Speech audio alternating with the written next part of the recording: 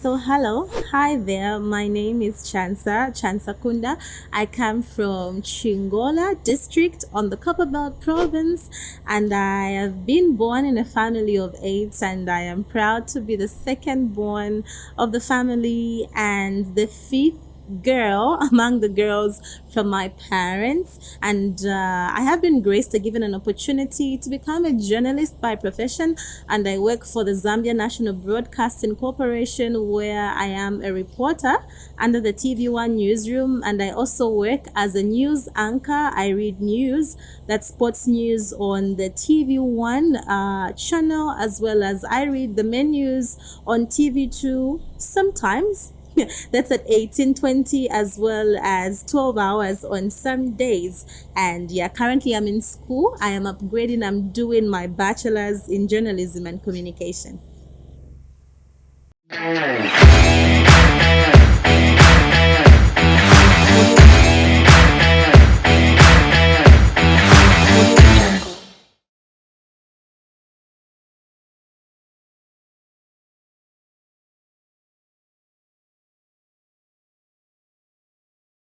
So if you have been to Chingola, you will know that it is a very, very closed up place. It doesn't have the dynamics like the cities of Kitwe, of Ndola, of Lusaka, and others that are quite cosmopolitan would have. So I come from a very reserved family, a Christian family. The greatest blessing that I have is having parents that introduced me to Sunday school at a very young age. So I come from a good family, a very cheerful, supportive family. And growing up, well, my journey or my love for sports started because I love to spend time with my dad. Really, he's a good man, great man. He's so full of love, so full of support, and he's got a wealth of knowledge. So growing up, I'd love to sit down with him and just watch TV with him, or sit down with him and have him read a newspaper to me. And that's how my love for sports started. So one day I would vividly recount is that we were watching football, and that was the Champions League. So I saw a man grab a ball, and he went by the side of the line and he was throwing it in. So I asked my dad, what is this man doing? And he told me, oh, that is actually a throw in. So a throw in would happen if someone kicks the ball, it slips, goes out, or it would also happen when there was a foul and they have to actually commence play. So from then, my interest did generate. So I would sit with him, we would watch football, and that's how come I learned. So actually, most of the terminologies that I know from sport, that I know from football, I learned them when I was a very, very young girl. And aside that, it is the educational aspect. My parents are firm champions of education. So the greatest gift that they did give me and my siblings all together was the support through school. So my dad sacrificed to a huge tune that he sent us to the best schools. So starting off, I went to a private school. So the majority of my life was a private, kind of tutorage inclined system. So I was from baby class, grade 1, until I did get to somewhere grade 10, term 2. So the deal was that if I managed to finish school at a private school, I had minimal chances really of getting a bursary when I went to tertiary education. So my dad said I needed to trade places, leave the private education, get to a government school, so it would enhance my chances, because my parents wanted me to go to a university, which did not work out. Truly, I'll tell you more about that, because God is always the orchestrator. The Bible says, to man belongs the plans of the heart, but the reply of the tongue comes from the Lord. And mine wasn't really to go to the university, but I ended up at Evelyn Horn, and that's a story for later. So really, I went to a private school. And then from there, actually, I learned and picked up other skills. So I could sing, I could rap, I could write songs. And that was from that setup, which I really don't use having grown up, because I'm much more enthroned in my career. So I left the private setup, went to a government school. It's called Chukola Secondary School. For those that have been to the Copper Belt, they would know it's very prominent, and it's produced quite a number of quite a number of prominent figures in society that are doing very well, even as we speak as at now. So after I was done with my secondary school, I had the sole opportunity of applying. I did apply for many institutions. So the first option that came was for me to go to the Mindolo Communico Foundation, if I am right, but it's called MEF and they teach journalism. So there it was 2 years. And my parents, looking at the proximity or the lineage in the distance between Kitwe and Chingola, they decided that I should go there because it would be very closer to home. And then Evelyn Horn was not even part of the plan. So after some time, my sister also told my dad that, that's my older sister, by the way, that if I want to do this journalism thing, I should also try by all means to, apply and study at Evelyn Horn because they had produced great journalists and it would actually give me an advantage. So I did apply, also tried the University of Zambia, but it never pulled through because by then, Evelyn Horn had called and my parents had decided that they will send me through to Lusaka, and that's where it all began. Welcome to Four Sisters House of Beauty, your ultimate destination for luxury, beauty and self-care. Our premier spa and salon specialize in enhancing your natural beauty and well-being through exceptional skincare and beauty treatments. We offer a wide range of services including waxing, laser hair removal, hydrofacials, haute therapy, EMS treatments, and skin tag removal, and even non-surgical butt and breast lifts. Call us today at 0973 966 135 to book your appointment or come in person at Ibex 88 Complex, shop number 2 and 3. You can as well follow us on our social media platforms at Four Sisters House of Beauty.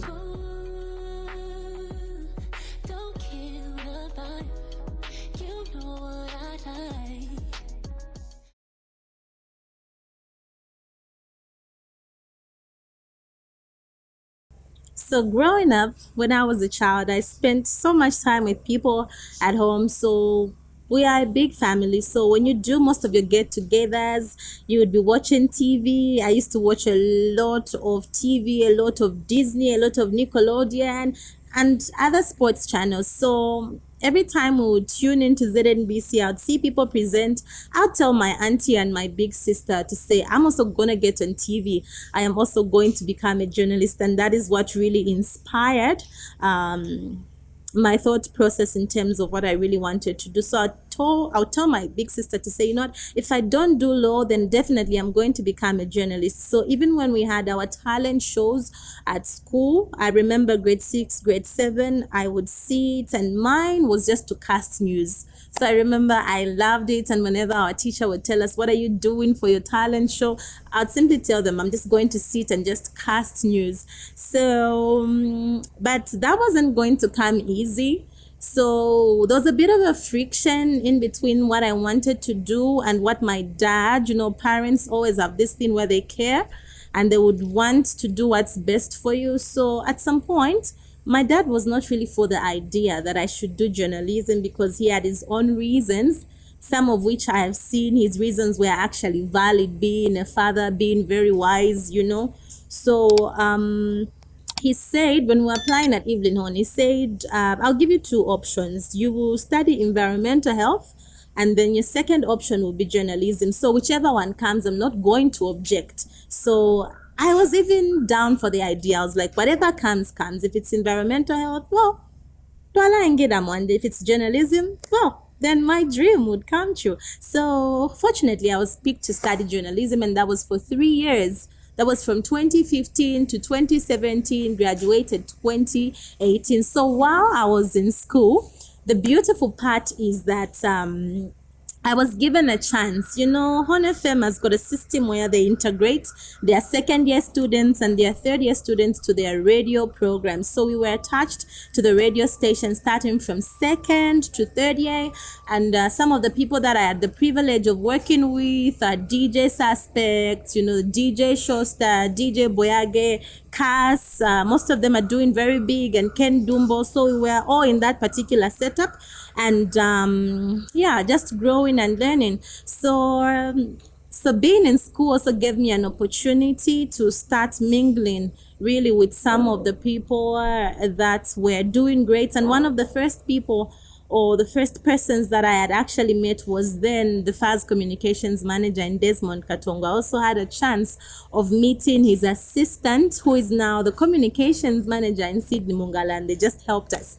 You know, they would encourage you, they would give you accreditation cards to watch matches, to do other things. And so by then I was already accustomed to the industry. So I met a few people along my journey. One of them is doing very well. She does host the back page with the Christian Voice. Her name is Jen Dunta Mwemba. So she's among the first people that I had met. And Victoria Linos as well. She works for Crown TV. So we were in that particular setup in school together. So we did a lot of radio, a number of people. And one of the persons that really helped me shape my career at an early age, I would never forget, is Ink Purple. Ink Purple by then had a show he was running with Mobile City. So what he did is that he gave me a chance to do 5 minutes of sport. So in 5 minutes, I would actually focus on the latest transfers, look at who is moving to where, who's being sold to whom, and the like. So I would do that. Then we also had a sports show on Saturdays, and that was produced by George. We call him Braji, when he was still with Hon FM. So time to do my industrial attachment while I was in school had come. So 7 of us had applied to go to the Zambia National Broadcasting Corporation, ZNBC. And so when we got there, I wasn't really like a sport writer. I was just like an all-rounder, so to say. So when we got there, I think the 7 of us were seated in one place, and then the rest of them were bubbly. Like, they were so bubbly, they were talking, and I was the only one that was quiet, because I have this thing of first getting to a place or an environment, and you want to really check out people, you want to study, you want to know who is who. It's actually good. It's a good tactic for psychology in you trying to blend into a particular place. So when we had done that, the HR person that was on hand to receive us just said, you are quiet. You've been the quietest of your group members. So I'm going to take you to the TV1 newsroom so that they teach you how to talk. And that's how I was sent to the TV1 newsroom. And then getting there, oh my God, it was humbling. I found some of the biggest brands in journalism, really.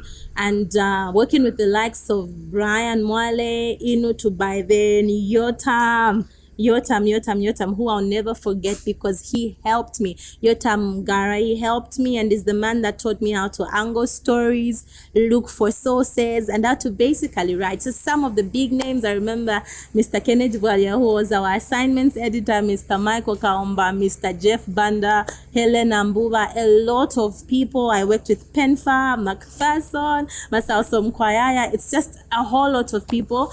And by then I was sort of the youngest. For the longest period, I was the youngest person in the newsroom until people started joining in. So for 3 months, I was attached to the newsroom. And then I remember in my later stage, and that was closing, Zambia was hosting the 2017 Under-20 Africa Cup of Nations. And it was a very huge platform for our country. I still remember part of the players in that squad, the Passion Sakalas, Pats and Dakas, Enoch Mwebu, Moses Nyondo, Emmanuel Banda, Mangani Banda, most of them. So I had actually a privilege of interacting with some of them, and from there I've actually grown good friendships with most of the players in that particular squad. So that was a side. We watched that, covered some of the sessions to where Zambia were crowned champions by then. So after that, my attachments were done and I had to go back to school, but I was given another opportunity of sending through stories. So at times, I remember one of the stories I had done while I was in school and corresponding for ZNBC was when Colin Zimbesuma retired from the national team. I remember I had done a package, it aired, ran like that, and they were actually happy. So they told me, once you're done with school, write a letter and you can join us. So I'm one of the few people that have been privileged to actually leave school and find a job or find an opportunity waiting for you. So that was that. So went back to school, graduated. I graduated top of my class. I was awarded best student for our intake left school and I joined ZNBC. So from there, the journey grew. It's been awesome. And one of the things that I picked up that I never did, all these years from my childhood to growing up was commentary. So how I got into football commentary was very interesting. So I started first with radio. I did a lot of radio shows for a long time. I did so many radio shows for a long time. So there used to be times when Zambia is playing their Africa Cup of Nations qualifiers. So with radio, the setup is you will have the main commentator. You can also have two co-commentators. So on some occasions, I was given the opportunity of being co-commentator because they needed a variety, they needed to be creative, they needed a feminine voice. So I was one of them. And I remember Maria Banda used to, so when it came to radio commentary, I remember by then when Zambia still had 4 slots, that's in Confederation or African football. So that was the Champions League, if I'm not mistaken, and Green Eagles were among the participants. And one of the teams they actually got to play was Orlando Pirates. I would never forget that game. And so I was given chance to do pitch side analysis for the Green Eagles versus Orlando Pirates game. And that's how my passion for commentary grew. So I remember I have done the Africa Cup of Nations, the qualifiers, the tournament itself. And I think my biggest platform came when it was the 2022 Qatar World Cup with regards radio commentary. So I had a number of games that I did commentary for on radio, the Netherlands game. I remember one of those that were just so nice was when Cameroon won. Yeah, so it was really impactful, really immense. And when we talk about commentary with regards television, I remember my first game as a co-commentator was when the Copper Queens had qualified to go to the World Cup. And that was for the first time. I had done radio by then. I was within Samachi Super, the legendary Samachi Super. Then the first game I was given was when the Copper Queens were playing Tanzania. And that was their send-off game. And then I've been paired with Brian Mlamba. I've always had the opportunity. I think majority of the commentary games I've done them with Brian Mlamba. Of course, I've had the opportunity of doing it with the delectable, the ever amazing, the ever present Matimba Nkonje Amatenten, as we call him. I've also done it with Innocent Kalaluka. I've also had a chance of doing commentary with a whole lot of people that have really helped. But most of my sessions have been with Brian Mlamba. He's the guy that I'm always paired with. I'm his co-commentator when it comes to women's football. So that's how my journey has been on the commentary side. But when it comes to news anchoring, I remember I started doing TV shows, firstly as an analyst, Jason Dube. I remember by then he brought me on a platform called Sport On. First of all, I started as an analyst. They had a female analyst. Her name is Fabiola. Surely you know her. She's a goalkeeper for the TP Mazembe ladies side. She used to be with them, but she had to focus more on her career. So she did step aside a little. So I was brought in, used to be the lady among the gents. So it grew. From that point, I started hosting. And then from that point, Jason Dube also saw it fit that I should start morning live, the morning live sports segment. I should start anchoring that. So he tutored me. He brought me on. And I remember that was 2021 when I got to that platform. And it's been great ever since, though I no longer do it because of so many competing demands. But when called upon, surely we are there to help. So aside that, my news anchoring journey, I remember one day I was seated in the office and they did not have a newscaster because all I did previously was just present sport. So they did not have a news anchor, and it was 5 minutes into the news. So Innocent Kalaluka steps in the office. By then he was the one heading the casters for TV2. So he steps in the office and he says, "What are you doing?" I tell him, "Oh, nothing." Then he says, "Since you present sport, I'm sure this will be an easy thing for you to do." So what he does is he finds me a jacket because I was putting on a shirt that could show skin. So when you are when you are a news anchor, there's a way you dress, there's a way you portray yourself. You don't have to be too revealing, so you have to be decent and modest. So he got me a jacket, and the next thing I was on TV. So they just told me, when you're reading your headlines, you have to pause. When you see this, you have to do this. And that's how I had done my first ever newscasting. And from then onwards, yeah, I have been reading news, and I do that, and that's just how my career has been spanning when we talk about my journey through journalism and my stay at ZNBC.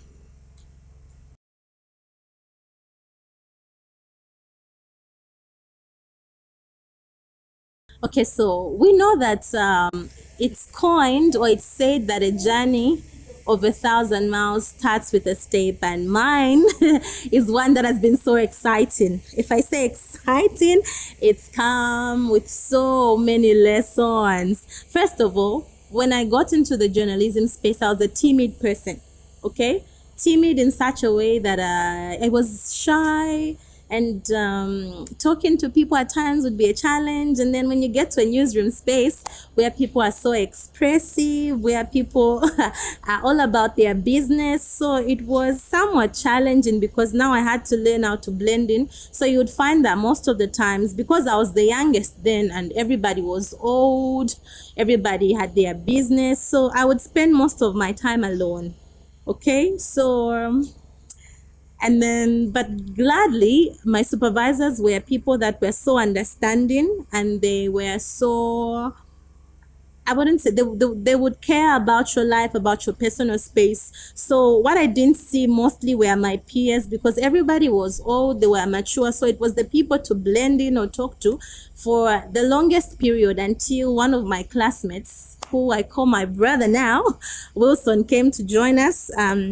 Firstly, he was with TV2 when we were in school. Then he came to the TV1 newsroom. So when he joined me, it's like I had someone I had known. Then I would talk like that, and I was very slim. I was very small, by the way, and so it's been like that. So another thing was, you are just young. You are fresh from school. You do not have the experience that someone that has been in this career for 10 years has. So you do not know a source, you do not know who to talk to, get in contacts, developing that network that could actually help you. So one of the people that I'm actually grateful for is Chico Mkuka. So Chico saw that I was struggling with sources. So he had this book of contacts in sport. That was from badminton to netball to chess to basketball to football. He literally had this catalog of contacts that he printed for me, and that was for the president, the vice president of the association, to the general secretary. So he printed this out, and I remember he helped me navigate, because now I had some sort of clarity, because some months were really rough. You would do one story, two stories. At times you wake up frustrated, you do not know what you present. And I just had to tell myself, if this has to work, then I have to be positive. I have to keep trying. I have to put in the work. I have to go the extra mile. I have to meet people. I have to be so opened up. And that's how come I started loosening up. Now I had the courage to walk up to someone, ask them for a contact, ask them if they could help me get to such and such a person. And it's built from there. And also just having friends within the system. And with the system, I mean sports. So got talking to some of the football clubs, their public relations officers. You get to know some of the administrators, and I've built a relationship with most of them, because now I knew that if I was going to do this and it was going to be a success, then I had to really get to people. I had to really remove the shyness and just start talking to people. So my work, I remember there were some months I had challenges in pitching up ideas, challenges in getting stories to run, challenges in what to really bring out in terms of content, because since we deal with broadcast, it's different from our friends with print. For them, you can call a source over the phone, walk up to someone with a recorder, get your story. But because we are more of the audio visual kind of arrangement, you will have to talk to someone, and there has to be some evidence that you talk to someone. And I work for an institution, I wouldn't call it sensitive per se, But working for ZNBC has taught me that whatever we say, people will always regard it as the ultimate truth. So you had to be careful. You had to make sure when you get a source, it's not hearsay. The person is actually there to validate what they've said. And in case there's a query or any legal implications, at least you have your evidence to say, okay, this man was caught on camera, this man said this.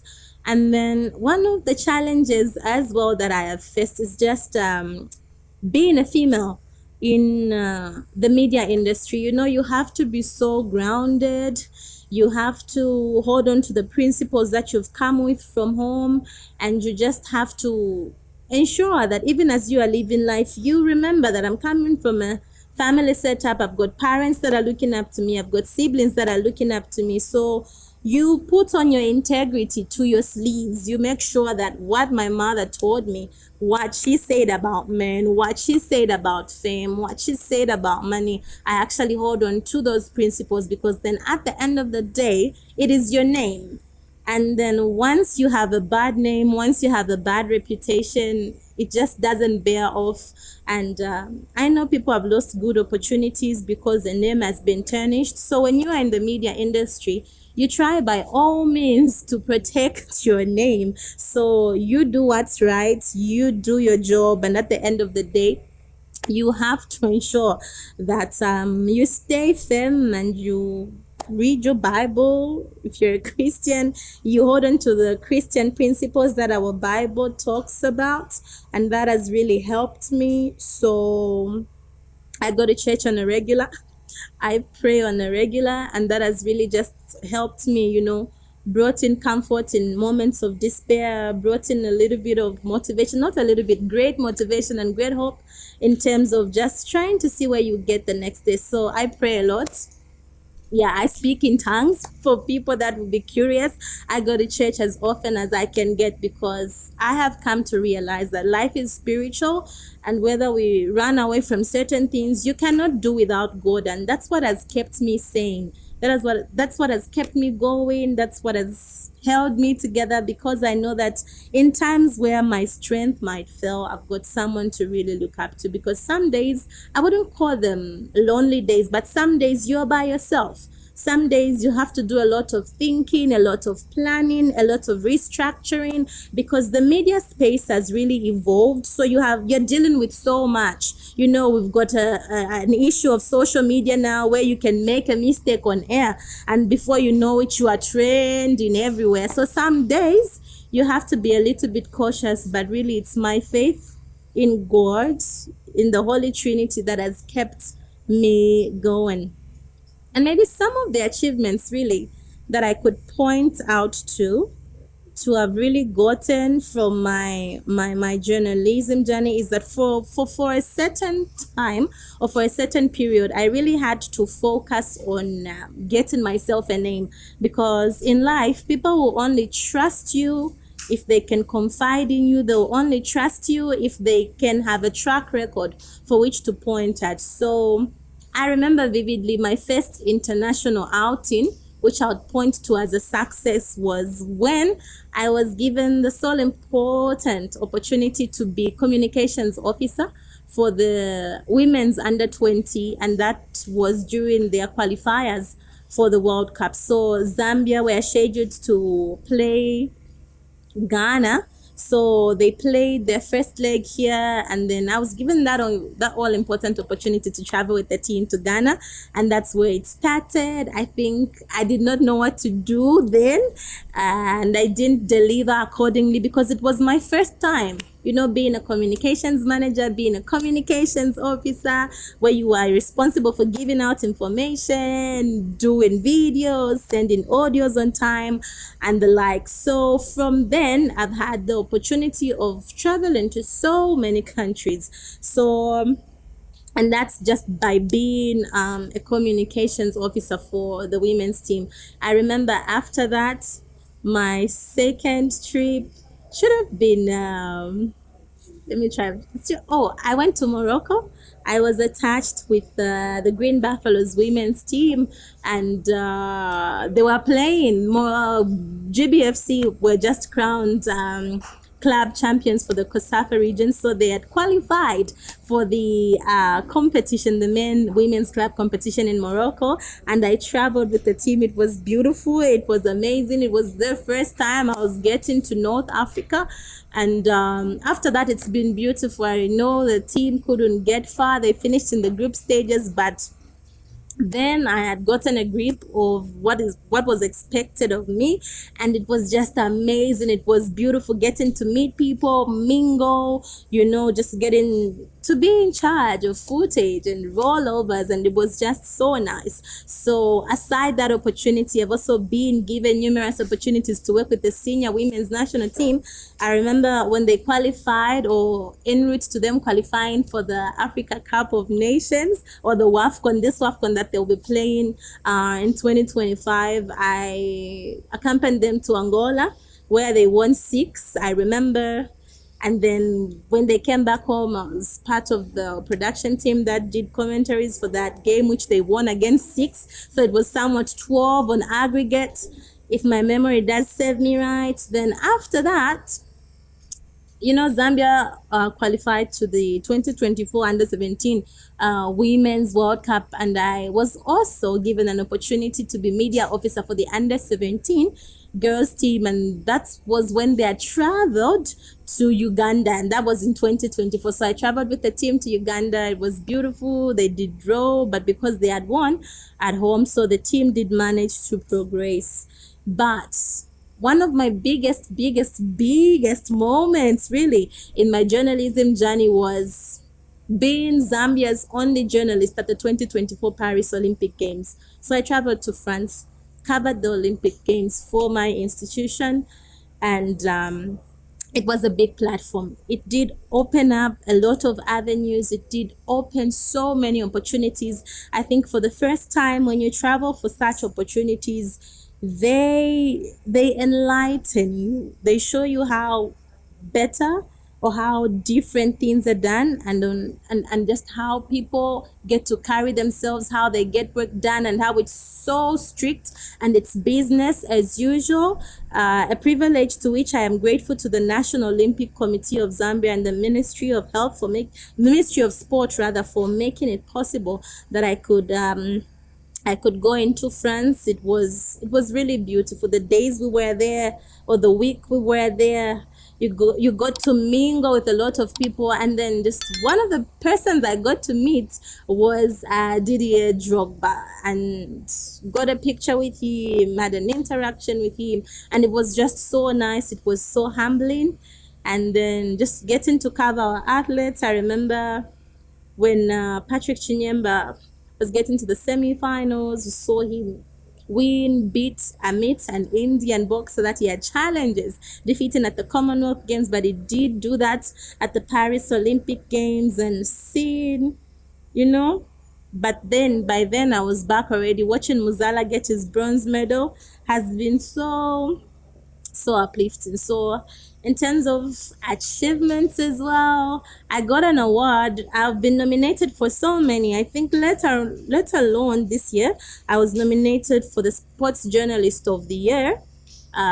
It went to my colleague Virginia. Congratulations once again. I was nominated for the MTN Super League Sports Journalist of the Year. It went to my colleague Calvin Chikenge. Congratulations once again, homie. And then towards the end of the year, so the OYDC Zambia usually have their annual Teulings Sports Challenge. So I had the privilege of following up, covering some of the games, and I did enter for the awards, and I was awarded the Best Journalist of the Year. That's for the TV category. So that is just among. But I was actually winning that award for the second time, but not in that category. I won it before, and that was for the best business, really, some time ago. So it's been very humbling. And then one of the biggest opportunities that came through for 2024 was just being able to meet with the FIFA president, Gianni Infantino, when he came to Zambia. I had the opportunity of covering some of his events, and when he met our Republican president as well at State House, I was there. So it's just one of the many really opportunities and some of the success stories that have come through.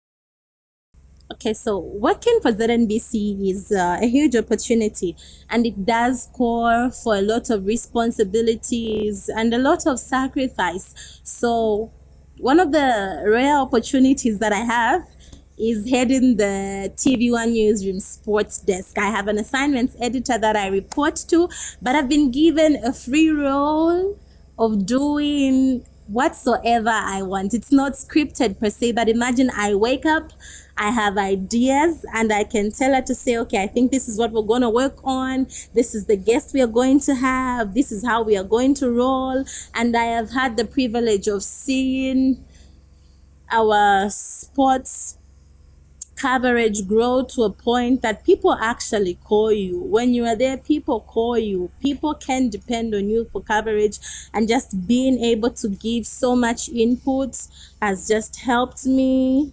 And it's risen my understanding. It's helped me, grow myself and my thinking. And I have actually challenged myself to say, you know what, the bare minimum can never be enough.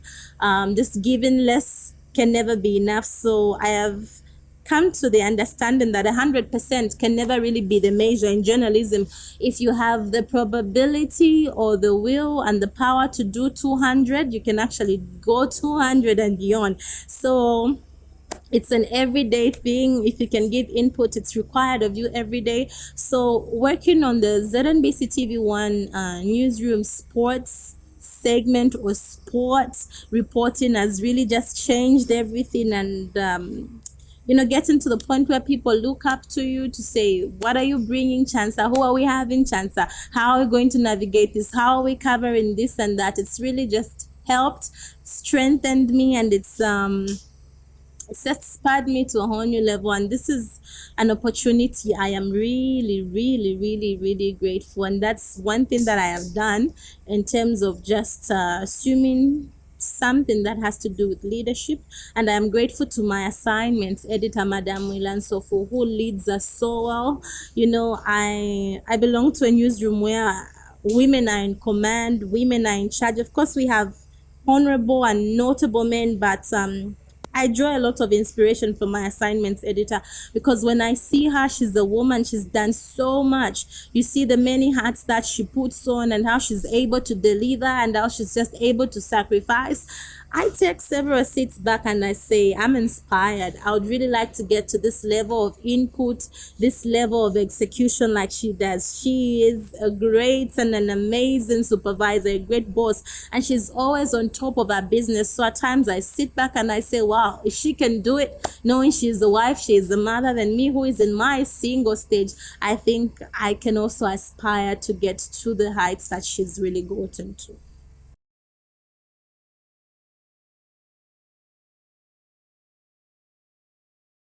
So if you ask me, Chansa, what is it that you think you haven't done that you could do better?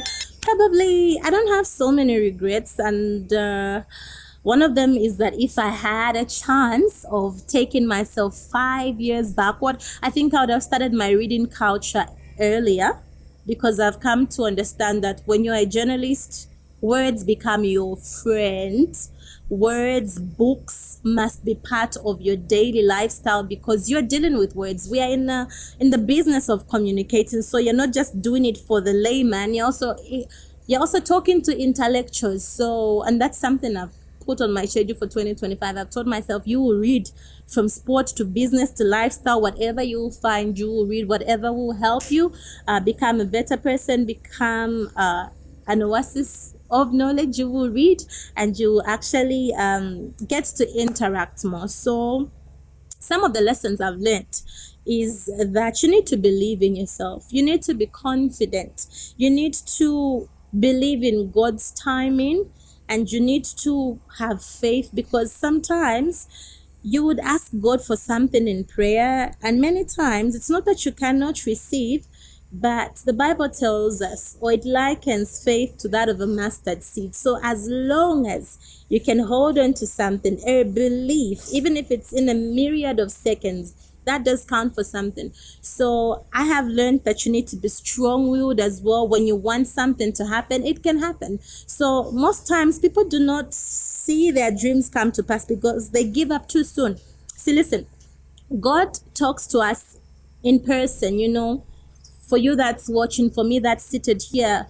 We all have a different story to tell, from when you were born to where you are now. And that's just how God deals with us. He deals with us very differently. So sometimes it's not that things are not happening for you or to you, but at times is that we are too focused on other things. We derail our focus, and we are also looking at tracking other people's progress, that we forget to look at our very lives and see what God is doing, see where He is taking us, and see just our personal growth. So one of the things that I've learned is to focus on myself, give myself targets, challenge myself. See, I've come to realize that in life, you don't have competitors per se, but you are competing with yourself to be the best version or the better version of who you were yesterday. And my advice to people watching is that you don't have a competitor. You are not inferior to anybody. We were all created in the image of God. So we are the express image of God. I am the express image of God. Me being Chansa, me in my morphology, me in my state. There will never be anybody else like me. So I've come to realize that I should be grateful for who I am, grateful for where I am, and I should be grateful for what I have. Because when my job opportunity came, it didn't come so big, it didn't come so loud. I had to do internship for a year. That's for a year, not getting something really, but for a year. You just dedicate yourself, you give yourself to this particular job, and therein was my blessing. So I know some people want the fast lane, but at times growth is gradual. Growth is a person. You should never compare someone's chapter 10 to your chapter 1, because they have been there. They have worked it out. They've come up with a strategy, with a plan. They've invested in themselves, invested in what they want to achieve. And if you are a starter, you can also start working towards where you want to find yourself. And one thing I've learned is that be good to people. Be kind. The same might not be done to you, but our Bible says that we should do good to our enemies and do good to those that don't like us. That's the word that's in the Bible. That's from our Creator. So in life happens to us. A lot of things happen, and the very expression or reaction is to also do bad to another person, but that doesn't yield any fruit. So if you're a good person, in your capacity, be good, be decent, be determined, be hardworking. You might not just know who's watching, you might not just know who's actually paying attention. I'll get you back to a story I didn't talk about. So when Zambia was playing their last CHAN qualifiers, I had missed out on a chance to go for the 2022 Commonwealth Games. And I remember that day I was so downcast. I was like, God, is there anything in it for me? And then I got a phone call, and I was told, Chansa, Zambia will be playing Mozambique at the National Heroes Stadium. So would you want to do pitch side analysis? And that was the first time I was doing pitch side analysis. So I was like, okay, let me get on this opportunity. I just told myself, you know what, you dress the part, look the part, and speak the part. Of course, it was my first time doing pitch side, so I called in Sam. I was like, Sam, I've never done this before. Then it sends me a long text message. I remember I did it with Makundi Kasakala and my older brother Chintu Kampamba. So when I was doing everything, I got pictures from people saying they're proud of me, they're proud of what I'm doing. And then, oh my God, up to now, it's still one of the most humbling things that could have ever happened. Our former DG, he's now an ambassador, Zambia's ambassador to the United States of America, Chibamba Kanyama. He actually took pictures of me, and he wrote a very encouraging light up about how he saw my potential and that how I needed just a little bit of encouragement, a little bit of training, and I'll be ready for the global stage. So when we were done with that particular production, my friend just calls me, Calvin. He said, "Girl, have you seen yourself? You are trending. You are everywhere." And oh my God, it was so humbling. Up to this moment, it has been one of those humbling things. And I don't know if Mr. Kanyama knows this. Thank you so much, sir. That really spurred something in me that has never taken me back. It's really one of those moments that keep me focused, keep me working hard. And I know that if someone that was our director general, that has worked with so much talent, that has worked with so many corporate brands and so many corporate entities, and has helped build brands, and could see me and could think I was worth of such opportunities, then I knew I was doing something right. And so it's been beautiful. So in case you feel like giving up, do not. You just do not know who you're inspiring, who's watching, and who thinks you are awesome. And then love your family. Be proud of where you're coming from. Most of the times when people get an inch of fame, the very thing they would want is to try to blend in, be yourself, be authentic, be true to yourself. Our parents sacrifice so much for us to get to where we would want to get. They give up a larger part of their lives to raise children, to train up children. So the best we can ever do to give back to our parents, aside helping them or taking care of them in their later stage, is being true to who they raised us to be.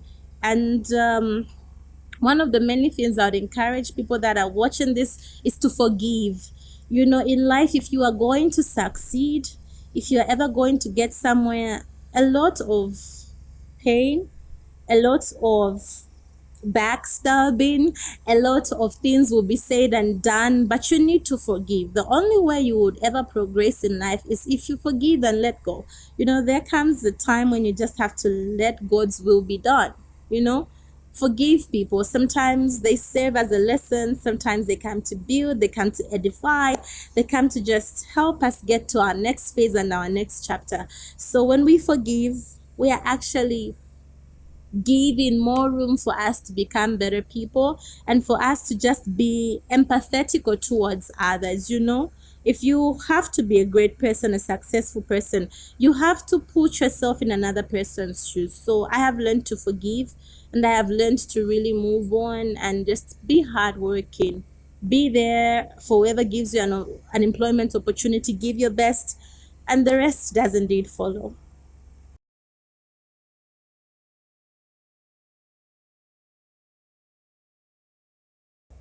Okay, so to my brothers and sisters that would be watching this, will watch this, are seeing this, do you say you would want to venture into the journalism sphere? Media is beautiful. Media is life. Media is glory. Media is, I'd call it cake. I love cake for me. So I'd liken it to cake, And it's not easy for starters, because when you are a media personnel, you are a brand on your own. Whether you realize it, whether you come to the realization years after, you are a brand. So for you to become a journalist, a reputable journalist, you have to invest in yourself, your character. We are different. Every journalist is unique to their persona. They are unique to their character. And one thing that you should come to understand is that in media, you are as unique as your writing. You are as unique as your storytelling. You are as unique as your angling and your resource generation. When I talk about resource generation, it is the sources that you talk to, the people that you come in contact with, be it ministers, be it stakeholders, be it politicians, be it the list of men that you can talk to, really. So you are as unique as that. And then, time has changed, and times have changed, so to say, and the media landscape has evolved. Now we have, at first it was print, we moved to radio, the world moved to television, and television. We are now in the digital era. So you'll find that for a journalist, you're competing with you're competing with story sites, the likes of Mwebantu, the likes of Kalemba. It's easy. Anybody can say something. That I think now it's easy for people to film a video and it goes trending, film someone bashed, it goes trending, and that's how come the journalism industry has found itself, especially for the traditional media lines like print, television, and broadcast in radio rather, are competing with the social media space. But what helps you navigate that line is the fact that with traditional media, the authenticity still remains. You keep your authenticity. When people are reading a newspaper, they know that this is information that has been verified, and this is information that has got its sourcing, like you can trace it. Let's say, for example, when it's a story that has to do with theft, for it to be released to the media or a media house, you know that it's coming from the Zambia police. Their communications unit would have actually verified information. So if you are a journalist in that regard, get your facts right. Always, always, always, always put people on record, get the right information, make sure that your stories are balanced, and in that particular pairing, you get to keep your credibility, you get to keep your authenticity, and that's just something that will keep you afloat. We know there's social media. ZNBC has also gravitated. We now have an online page. We've got a website. It just shows you that we've also navigated towards what the world is now calling the way to do things and the way to live, especially in a digital era. So challenges might be there. You might be beaten to stories, but authenticity, when people are watching the menus at 19, they know that whatever is being published, that is real information, that is authentic information, and that is what helps ZNBC always build a credible brand. That is what helps us as employees of ZNBC be trusted, because I know that I'm not going to take a fake story to my employees, or to my employers in that regard, because they would be questioned, and we know that there are legal suits at the end of it all. So you have to stay on top of your game, talk to the right people, get your facts right, investigate where need be, and also just create a rapport with government institutions, with ministers, and with there are a lot of people really you can source. Yeah, you can source.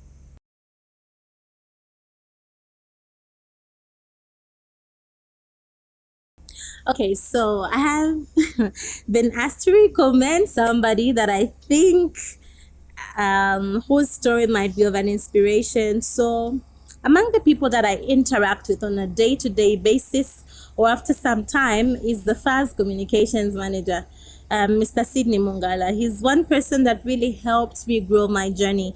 He's one person that has really helped me in terms of information, in terms of, just trying to get to pertinent details. And sometimes he would start telling me stories about how they got to stadiums, how they covered, and how he would do some controversial stories while he was working for the Post newspapers. So for me, I feel if there are people that should be on this platform to tell the world their story, I would nominate the current FAS communications manager, Mr. Sydney Mungala, because he has so much knowledge. He is someone that is available to talk to the media, someone that you can go to in case you want help with anything. And just, seeing him emerge from being a reporter to being a whole reputable communications manager, is a story worth telling. So my nomination goes to the current Football Association of Zambia, the FAS Communications Manager, Mr. Sydney Mungala. Sir, the world must hear your story. And well, I'd like to say thank you to God, to my family, to my friends, to my employers for giving me the opportunity to grow, to be an individual, to be a person, to be a child, to be an employee without any hindrances. If not for you, I wouldn't have made it this far. And I'd like to say thank you so much for your confidence, for your trust, for your faith. And I look forward to a great 2025 that will come with so many opportunities. And my plea is to the women's national football team, to the Chipolo Polo, to every other sports person in Zambia, to Muzala, to Chinyemba. Let's keep pushing. The world must hear of Zambia. We are already making the runs through our two most expensive female footballers, Barbara Banda, who was crowned BBC Women's Footballer of the Year, the CAF Women's Player of the Year, and Kunda Nanji was the most expensive, who is currently the most expensive female footballer of the year. Let's keep doing it. This is Zambia. We have so much stories to tell. Let's tell our stories. If we do not blow our trumpets, nobody else would do that for us. So I'm glad I was on this platform. I'm glad I was hosted to tell my story. I look forward to more of such interactions. Thank you. And from me, your girl Chansa, it is goodbye.